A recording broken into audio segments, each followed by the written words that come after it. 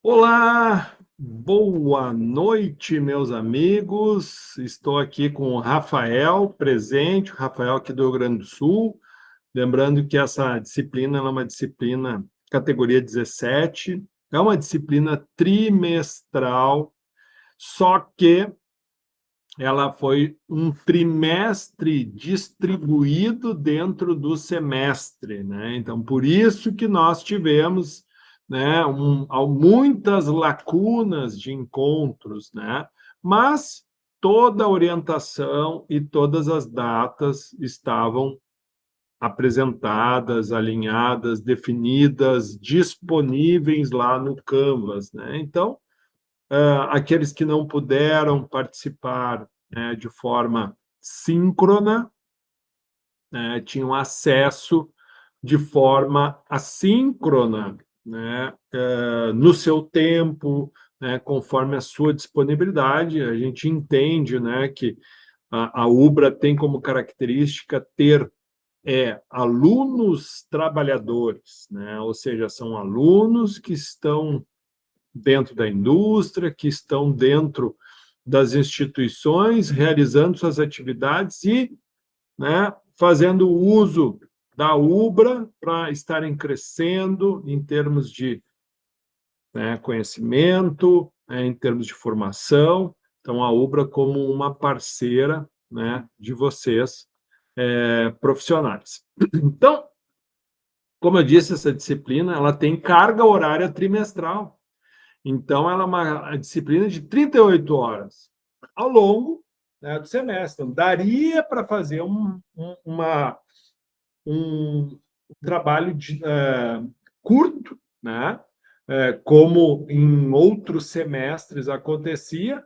Então, a disciplina começava no meio do semestre, ali, tipo, do primeiro semestre, ela começava no meio de maio, mais ou menos, ali, bem na primeira quinzena ali de maio, e daí era maio, né, metade de maio, junho e julho já terminava. Então, ela era bem dinâmica, né? Trimestral, né? Maio, junho, julho, né? Um trimestre meio quebradinho, mas o aluno se via em apuros, porque era muita atividade, né? Basicamente, o formato de aula é o mesmo, a P1, a P2 e a S, claro. O volume de conteúdo é reduzido, né? Nós temos somente 3 capítulos nessa disciplina, que é categoria 17, trimestral. Então, por isso que vocês não têm os 6 capítulos como vocês têm aí em outras disciplinas, que daí são disciplinas, né, que tem uma carga horária de 76 horas, então, uma carga horária completa. Mas vamos lá. Então, o que é a aula de hoje? Né? Hoje, né, tem alguns que já fizeram a S, tem alguns que ainda não fizeram a S. Então, essa aula vai ser uma aula, né, uma aula de revisão geral, uma aula que vai estar trazendo até vocês uma visão de tudo aquilo que nós vimos ao longo deste trimestre distribuído no semestre, né? Então, eu já estou com a minha tela compartilhada, lembrando, né, que todas as nossas aulas elas estão disponíveis para vocês aqui dentro do Canva, né? Então, todo o nosso calendário está aqui para vocês se organizarem, né? As aulinhas gravadas estão aqui com os videozinhos bem, né? Bem certinho, aulas gravadas, e a mesma coisa faremos hoje. Assim que estiver disponível, vamos disponibilizar o link da nossa aula de hoje. Então, já estou com a tela compartilhada. Então, só para a gente recapitular, né? Então, a disciplina de termodinâmica aplicada à engenharia química, quando a gente fala de termodinâmica, é um assunto extremamente, né, amplo, certo? É um assunto extremamente amplo, é um conteúdo, né, vasto. Ah, só a propósito, pessoal, deixa eu só fazer uma uma coisinha aqui, ó, porque como agora o Rafael voltou, mas antes ele tinha caído. E esses dias aí eu fiquei gravando aula e quando eu vi, meu irmão, ninguém, né, estava na sala. E daí quando não tem ninguém na sala, o que que acontece? Simplesmente cai a gravação. Para de gravar a aula. E daí eu fiquei falando com a tela aqui sem a gravação. Daí gravou uma parte da aula e a outra parte não foi gravada. Isso acontece. Então, para evitar esse problema, eu sei que o Rafael está se deslocando, né? Deve estar vindo para a Ubra, deve estar nas suas atividades. Então, para evitar esse probleminha, o que, que eu vou fazer? Eu vou me conectar. Então, deixa eu só um pouquinho, deixa eu só desativar meu alto-falante, desativar aqui e pedir para participar. Tá, agora sim. Estou ali, eu mesmo estou assistindo a minha aula. Então tá, olha só. Então, voltamos lá. Olha aí, ó, o Rafael já caiu de novo, ó. Então acontece. Então, para evitar, já estou ali logado, então eu tenho certeza que essa aula vai até o final. Bora lá, então. Bom, então, conforme a gente, né, estava conversando, então a disciplina de termodinâmica aplicada em engenharia química, termodinâmica é muito amplo, né?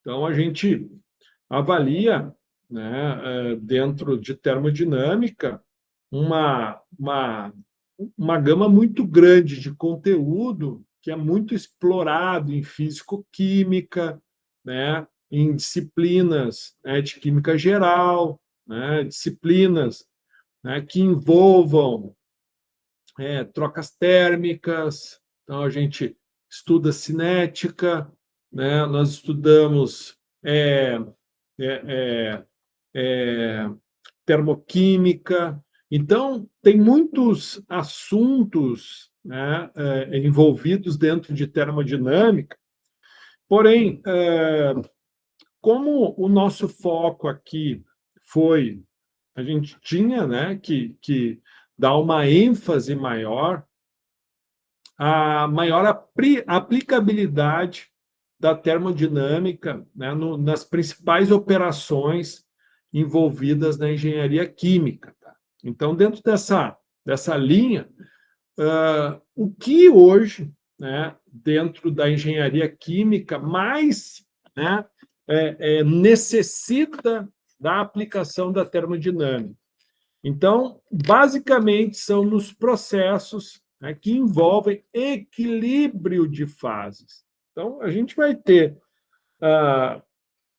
essa avaliação, né, ou uma melhor compreensão dessa importante propriedade envolvida, né, nas operações unitárias a partir dessa disciplina. Então, essa compreensão, né, de quais as propriedades termodinâmicas estão envolvidas, né, no equilíbrio entre fases, seja num condensador evaporativo, né, seja numa torre de destilação, seja num sistema de separação de fases, um sistema flash.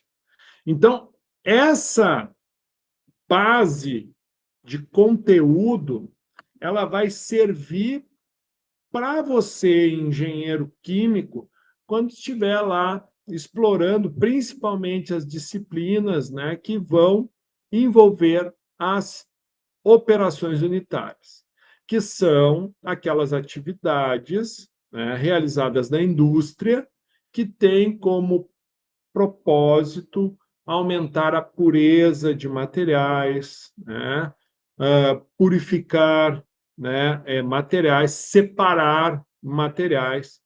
Ou seja, são aquelas atividades que vão, de fato, agregar valor ao produto. Então, a engenharia química, né, ela vai trazer a transformação com foco na taxa. Então, tudo que a gente for trazer, né, de informação que seja de exclusividade da engenharia química, nós vamos estar, então, observando a taxa. Ou seja, a gente quer ver transformação no menor tempo possível. Nós queremos ver transformação com o maior rendimento possível. A gente sempre vai procurar, né, trazer a questão da produtividade. Então, a engenharia ela está muito focada nisso. Então, como última aula, tu vê, a gente está falando da aula, né, 7, né? Mas, pô, foi um semestre inteiro. Sim, nós tivemos ali relatórios, né, que vocês fizeram, tiveram atividades que vocês fizeram, tiveram avaliações que vocês fizeram, tudo isso contou como carga horária, mas efetivamente de aula, né, de forma síncrona, que você gravou ou que você ficou com essa informação aí, né, guardada sobre esse nosso bate-papo, né, esse momento que o aluno tem para estar compartilhando seu conhecimento e compartilhando, né, as suas expectativas. Então, foram um total então de 7 aulas. Bom, então, falando um pouquinho de tudo que nós vimos lá no capítulo 1. Então, vamos de novo. A termodinâmica é extremamente ampla, mas nós tivemos que resumir o que mais importante tem dentro da termodinâmica que careceria ser apresentado de forma quase que exclusiva em uma disciplina trimestral. Então, no primeiro capítulo, dentro do nosso conteúdo programático, estava, né, previsto que a gente trabalhasse as propriedades termodinâmicas, o equilíbrio de fases em sistemas monocomponentes, né, aqueles sistemas que é aquilo que a gente falou. Aqui, por exemplo, eu tenho só água. E eu tenho duas fases dentro dessa garrafa. Então, eu tenho aqui a água líquida, mas sobre a água líquida, nós temos o que nós chamamos de uma propriedade, que é a pressão de vapor. Então, quanto mais volátil for a substância, né, maior será a pressão sob a fase líquida. Então, essa pressão de vapor, ela vai estar sempre coexistindo com a fase líquida. Então, num primeiro momento, uma compreensão se dá em sistemas monocomponentes, e daí evoluímos para sistemas multicomponentes. Os critérios de equilíbrio e estabilidade. Então, o que faz, né, com que esse equilíbrio seja constante, né, ou o que faz mudar, né, o equilíbrio? O que eu provoco no meio, o que eu provoco no sistema, que ele promove o quê? Então, essa quebra de equilíbrio, né? E quando eu tiver uma situação multicomponente, notem, a mistura da substância A com a substância B, ela, de uma certa forma, prejudica o equilíbrio entre essas duas fases. Então, o A está misturado com B, mas não necessariamente o percentual de A junto com B vai ser o mesmo na fase líquida do que a fase vapor. E isso, então, está associado à propriedade termodinâmica da substância. Então, tu vai ter uma mistura de dois componentes. Um deles é mais volátil. Isso quer dizer o quê? Que em determinada temperatura, em determinada pressão, eu posso ter maior concentração do componente A na fase vapor do que dele na fase líquida. E isso, então, abre uma visão nova para as possibilidades que vêm a partir do estudo da termodinâmica. Então, quer dizer que a operação unitária de destilação fracionada, por exemplo, faz uso desta propriedade termodinâmica? Sim, faz uso dessa propriedade termodinâmica. Porque sim, será essa característica da substância que irá permitir que eu possa, por exemplo, separar uma mistura homogênea por meio do ponto de ebulição dela, né? Mas como eu vou conseguir efetivar essa separação? Por meio das diferentes, né, dos diferentes alturas da coluna, nós vamos ter diferentes equilíbrios que vão estar diretamente associados com a temperatura ou a pressão. Normalmente, então, aqui, quando estivermos falando de equilíbrio de fases, nós estaremos considerando ou a temperatura constante, variando a pressão, ou a pressão constante, variando a temperatura. Então, por exemplo, né, se nós tivermos uma pressão constante, mais volátil será aquela substância que tiver maior pressão de vapor sobre a fase líquida, ok? Então, além disso, né, de nós termos aprofundado a compreensão em equilíbrio de fases, estudando na simplicidade um sistema monocomponente e amplificando para um sistema multicomponente, que daí aumenta a complexidade, obviamente, né? Nós, então, né, tivemos, obviamente, que trabalhar as teorias. Né? Então, falamos lá da lei de Raoult, né? Falamos sobre a limitação da lei de Raoult. Né? E qual era o problema da lei de Raoult? Que a lei de Raoult considera o vapor um gás ideal.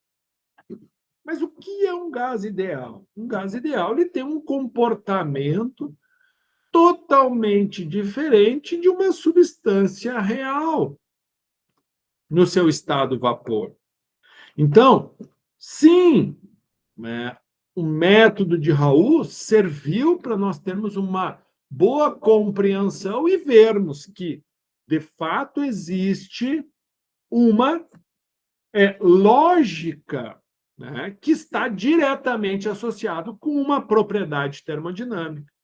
Mas, obviamente, que a correção da lei de Raoult veio, né, só a partir de modelos matemáticos que tomaram como base um conhecimento empírico.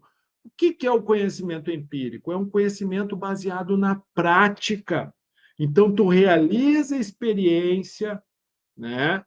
Obtém o resultado daquela experiência e compara o resultado da experiência com aquele resultado que tu obteve através do cálculo.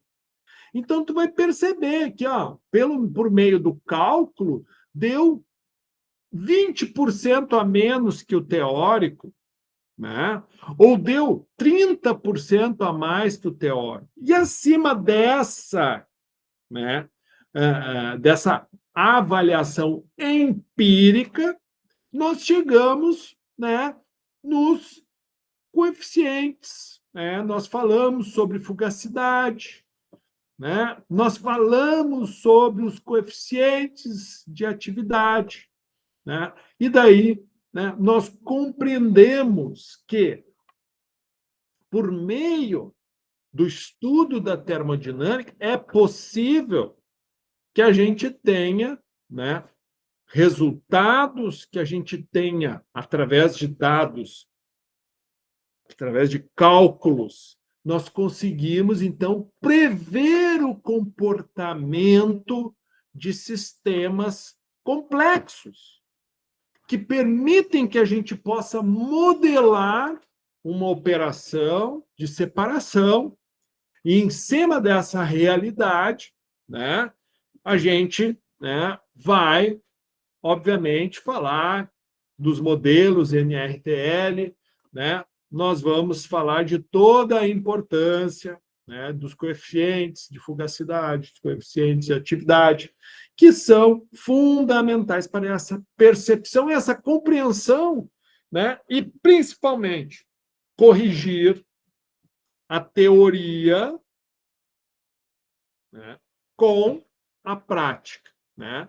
Então, dentro desse primeiro capítulo, nós trabalhamos, né, essa compreensão, fazendo com que o aluno, então, entendesse, né, sobre a importância do equilíbrio, entendesse que existe uma interação entre as moléculas, né? Então, misturas que têm uma interação maior, né, vão ser de mais difícil separação, então nós exploramos essa compreensão plena no capítulo 1. No capítulo 2, né, então a gente aprofunda, né, a compreensão sobre os modelos termodinâmicos que vão nos ajudar a explicar, né, como que nós vamos ter, né, conhecimento sobre uma determinada composição. Por exemplo, como que eu vou saber, né, qual é a quantidade da substância A e da substância B se eu tiver uma temperatura a uma dada pressão? É possível saber qual vai ser essa composição? Sim. Então, a partir, né, da aplicação, né, de modelos matemáticos que vão ser baseados, né, em conceitos simples que receberam uma complexidade matemática para que, né, nós tivéssemos o menor erro possível e conseguíssemos fugir daquela realidade onde nós tínhamos, né, Raul comparando substâncias gasosas, substâncias do estado vapor com gases nobres e considerando, né, soluções reais com soluções ideais, um comportamento ideal. E o que é o comportamento ideal? É não haver as forças de interação. Só que isso na vida real não existe. Então, a partir, né, do aprofundamento que nós damos no capítulo 2, foi que gerou todos aqueles trabalhinhos que vocês fizeram, né, que foram os relatórios, que a gente pediu para vocês pesquisarem, para vocês aprofundarem, né? Daí o professor deu feedback individualizado para cada um, né? Olha a importância que foi o aluno ter participado das atividades, ter entregue as atividades, né? Recebeu aquele um pontinho aqui, aquele outro um pontinho lá, foi pegando esses pontinhos e foi enchendo o seu papinho, né? De tal forma que ele poderia ter chego agora, no final do trimestre, com 5 pontos conquistados, né? Que foi os 2 pontos de AP1 e os 3 pontos de AP2. Somando 2 mais 3 dá 5, e a média é 6. Então, ele vai precisar tirar somente, né, um ponto para poder passar na média. E lembrando, é muito importante que o aluno tenha essa compreensão. Esta disciplina, pessoal, ela é uma disciplina na qual existe síncrono, existe esse contato, né, do professor com o aluno de forma remota, né? O aluno coloca o questionamento na plataforma, o professor responde dentro de né, de uma disponibilidade geral, porque antes nós tínhamos um tutor que ficava de forma integral, agora a gente não tem mais, então o professor tem que ficar, né, semanalmente, vou ali, dou uma olhada, né, lembrando que a nossa disciplina ela é uma semana sim, uma semana não, pela condição da trimestralidade, né? Então, ela não é uma disciplina de semestre cheio, então, às vezes, pode provocar um pouquinho assim de ansiedade no aluno. Ah, mas ele não deu retorno hoje. Não, mas espera aí. Na realidade, o trimestre foi distribuído no semestre. Então, quer dizer o quê? Que uma semana tem, outra não. Né? Então, dentro dessa lógica, o aluno tem que também se enquadrar nessa realidade. Né? Mas sim, né? Ele tem que compreender que as oportunidades elas não podem ser desperdiçadas. Então, dentro dessa lógica, então, o aluno pode ter conquistado essa pontuação e finalizado a P1, né, com até 2 pontos. E no capítulo 3, vejam, ainda estamos focados no equilíbrio, que é o que mais vai nos importar o assunto termodinâmico que nós vamos explorar como engenheiros químicos. Não quer dizer que nós não iremos fazer o uso de outras disciplinas dentro de termodinâmica. Não, não é isso que eu estou falando. Mas eu estou falando que dentro da priorização, né, que foi dado no curso, nós focamos nas principais propriedades termodinâmicas que vão nos ajudar na compreensão das operações unitárias. E, por fim, então, nós estudamos aí a questão no capítulo 3 sobre a miscibilidade, que tem tudo a ver também com equilíbrios de fases. Então, quando a gente não tem o equilíbrio propriamente dito, quando a gente não tem a mistura, a miscibilidade entre os componentes, nós temos separações de fases, que é um pouquinho diferente do que nós estamos falando. A gente estava falando, sim, de uma mistura miscível, e a partir, né, e sobre essa mistura miscível, nós temos uma outra fase, que é a fase vapor. Então, as fases vão ter diferentes composições. Tranquilo? Tranquilo. Totalmente compreendido. Só que aqui nós vamos um pouco além.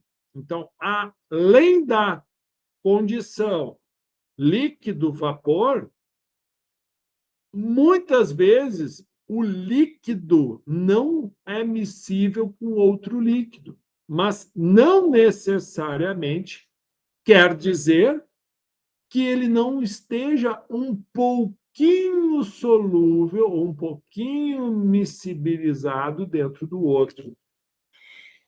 Professor, não ficou bem claro para mim, eu não entendi qual é a aplicação disso. Bom, hoje, né, o Brasil, 15, de 15 a 25%, acho que, deixa eu não mentir, deixa eu só confirmar.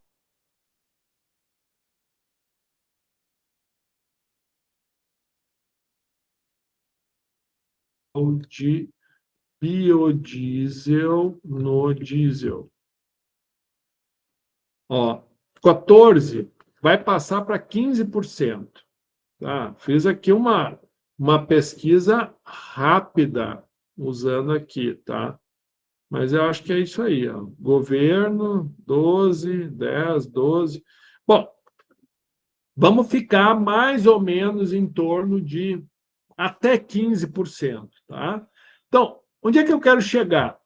Tá? Até 15%, então, tu pode ter biodiesel, ou seja, é um éster, normalmente metílico, derivado de uma oleaginosa, né?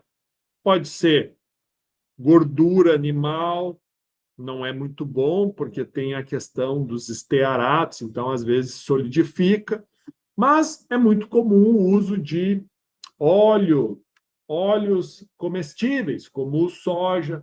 como o milho, né? Então, esse óleo, ele acaba sendo transesterificado e, né, o produto da transesterificação, então, vai ser com metanol e um catalisador, tá?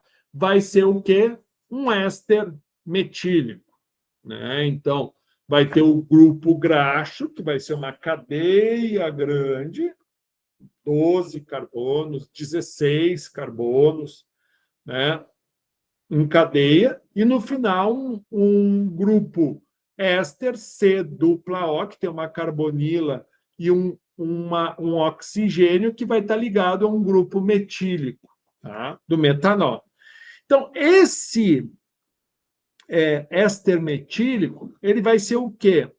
Uma grande molécula orgânica, né, que é solúvel no hidrocarboneto diesel. Só que o processo de produção do biodiesel envolve uma etapa aquosa. Mas, pá, professor, mas por que envolve a etapa aquosa? Primeiro, que o produto da transesterificação é água. Então, quando eu pego o triglicerídeo, reajo ele com metanol e um catalisador, o produto da transesterificação vai ser água. É um resíduo. A água vai estar ali. Então, já que tu está gerando essa água como produto, né, de reação, não tem como tu evitar. Então, é muito comum se utilizar como meio reacional, um meio aquoso. Bom, uma vez, então, finalizada a etapa de reação, normalmente esse catalisador ele é um catalisador ácido. E o que vai acontecer se o meu diesel ou o meu biodiesel permanecer com esse pH ácido? O que vai acontecer com ele? Ele vai atacar todas as partes metálicas do meu motor. Então, o que eu tenho que fazer? Eu tenho que purificar. Olha a importância da operação unitária, uma etapa de purificação. Ou seja, como é que tu faz, então, para remover a acidez deste biodiesel, né? Desse éster metílico? Então, tu faz lavagem com ar. Então, a água remove a acidez, né? Então, ao remover essa acidez, né, o éster metílico, ele não é solúvel, ele é que nem um óleo, ele não é solúvel na água.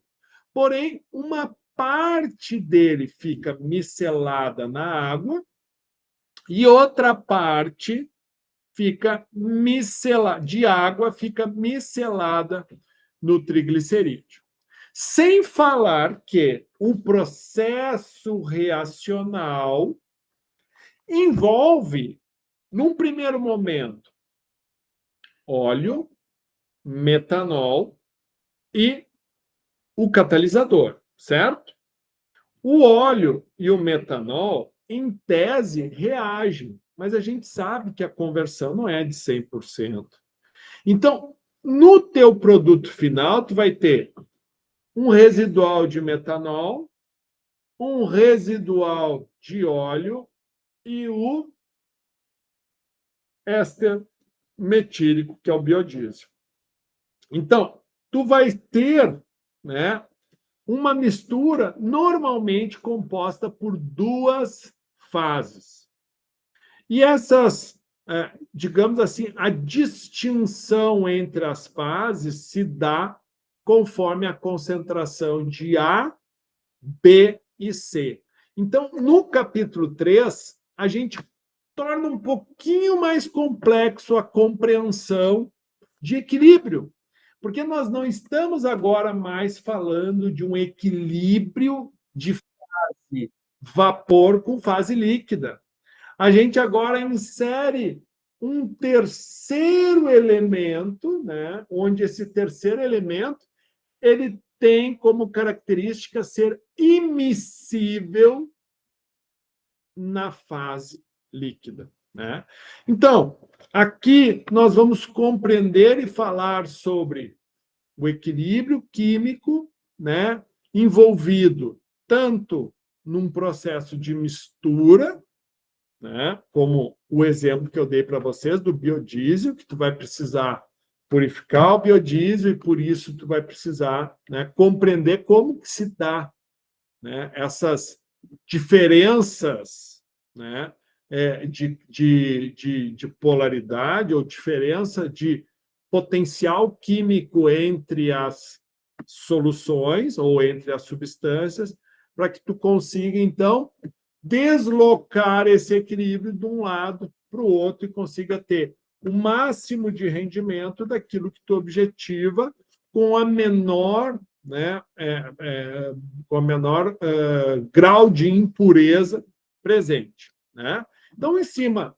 dessa linha, né, nós também vamos trabalhar no capítulo 3 como fechamento, né, como, né, que a gente avalia os rendimentos em uma reação, né? Então, como que a gente faz uso do equilíbrio químico, né? E de que maneira o equilíbrio químico vai fazer com que determinadas substâncias, né, permitam que tu tenha uma reação, né, mais acelerada por conta do dobro do componente A, né, ou uma reação mais lenta por tu ter o componente A em carência, né? Então aqui a gente começa a compreender que muitas vezes tu vai precisar usar excesso de um elemento para que tu tenha uma maior conversão no final. Obviamente que se tu, né, tem uma reação, essa reação normalmente ela vai te entregar no final do processo uma mistura de A, B, que são teus reagentes, e mais o C que se formou, exemplo. Então, se tu usa um excesso de A, obviamente que ele vai estar sobrando junto com o teu produto. Então, tu vai precisar de operações, todo o conhecimento de equilíbrio novamente vai ser aplicado para que a gente, então, possa estar promovendo como uma operação secundária, após o processo químico, uma operação, então, de recuperação de solvente, recuperação de reagente, que são os insumos químicos, e assim por diante. Então, dentro dessa nossa linha, né, de trabalho, o que, que o professor entra? Para aqueles que vão fazer a sua prova, né, a partir, né, dos próximos dias, aqueles que não conseguirem atingir a média 6, né, também que tenham que fazer a F, o que, que é importante? Vocês, então, recapitularem capítulo 1, capítulo 2, capítulo 3. Bom, mas aonde estão os capítulos, né? Então, acredito que todos saibam, né? Ninguém ainda, né, não deve ter ainda deixado de ver. Mas temos aqui o livro da nossa disciplina, que é sempre importante a gente recapitular, então, do que estávamos falando. Capítulo 1, né? Então, a gente tem aqui 13 páginas do capítulo 1, que tem exercícios, tem exemplos, que tem a base do conteúdo para avaliação, né? Então, muito do que eu falei agora está aí dentro, capítulo 1, capítulo 2 e capítulo 3. Outra dica de ouro, né? O professor, então, disponibilizou para vocês, né, dentro das notas, aqui vocês têm AP1 e AP2. Então, aqui, ó, objetiva AP1. Vamos dar uma olhadinha. Dentro da objetiva AP1, né, nós temos aqui a configuração. Olha só. Todo aluno, deixa eu olhar aqui, ó. Todo aluno, ó,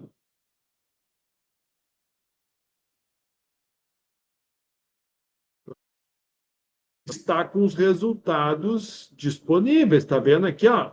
Eu poderia ocultar o resultado. Não, não está ocultado. O resultado está visível para os alunos. Então, tem como tu ver qual foi a questão que tu errou, qual foi a questão que tu acertou. E isso nós estamos falando de AP1. A mesma dinâmica nós temos na objetiva de AP2. Então, o que que nós temos aqui na objetiva de AP2? Dentro das configurações, ó, mesma dinâmica. Ó, todos os alunos, ó, estão sem ocultar. Então, faça a seguinte pergunta. O Rafael que está presente, conseguiu ver as questões, Rafael, que tu fez? Conseguiu tirar as dúvidas? Como é que foi? Tu conseguiu ver aí, Rafa?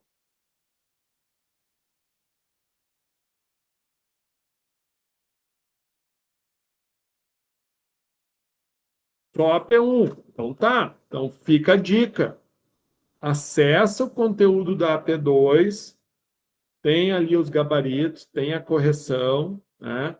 Se vocês tiverem alguma dúvida, também façam uso, né? Dentro da disciplina, ó, nós temos um fórum que é o fórum de dúvidas, ó. Então o aluno pode entrar aqui no fórum de dúvidas, né?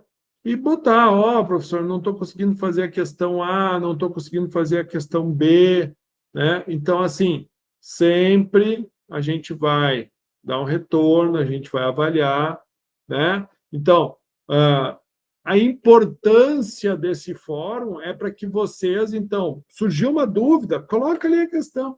Ah, professor, olha só, eu fiz a correção, mas não concordo com a resposta. Qual é o desenvolvimento, professor? Não entendi. Coloca aqui, bota aqui. Ah, professor, mas é que eu não sei me expressar direito. Cara, tem a opção de vocês gravarem um vídeo, vocês gravarem um áudio. Olha só, aqui YouTube, ó.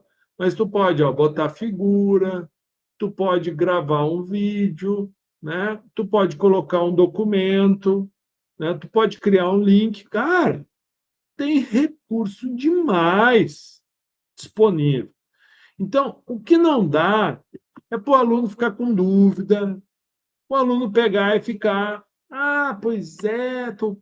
cara, por favor, pessoal, por favor, eu estou aqui para ajudá-los, tá? Então, ó, fica a dica, tá?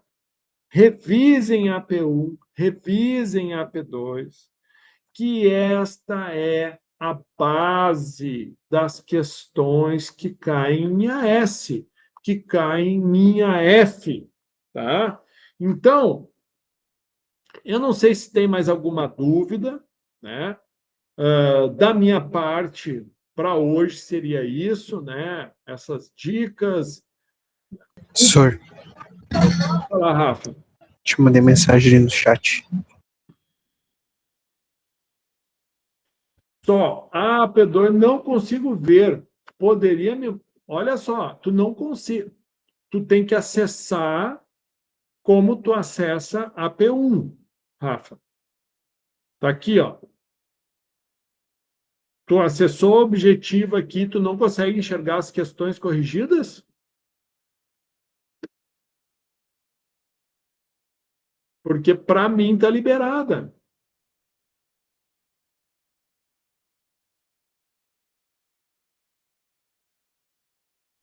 Por favor.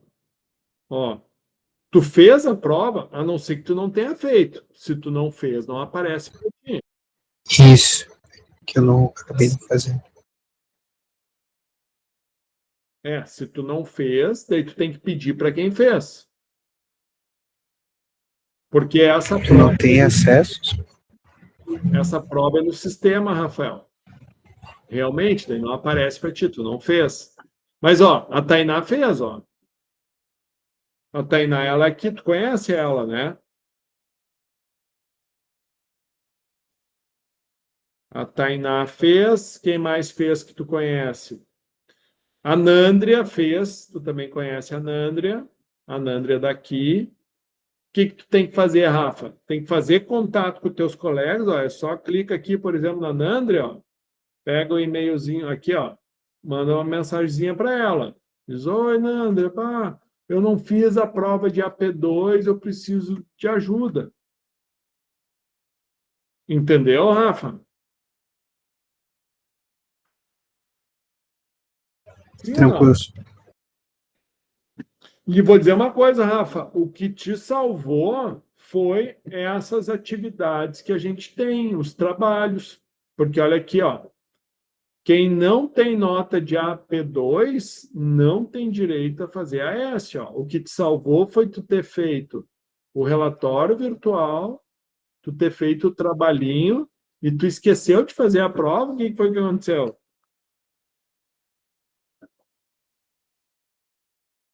Sim, me passei na data. Te passou na data, tá? Dica, pessoal, não deixe de revisar a P1 e a P2, tá? Então, assim, Rafa, o caminho é esse. Fico à disposição de todos vocês. Logo que a gravação for disponibilizada, eu já coloco aí para vocês. E agora eu encerro a gravação e fico tratando dúvidas individuais com os alunos que estão presentes. Ok? Então, um ótimo final de trimestre para vocês e obrigado, pessoal.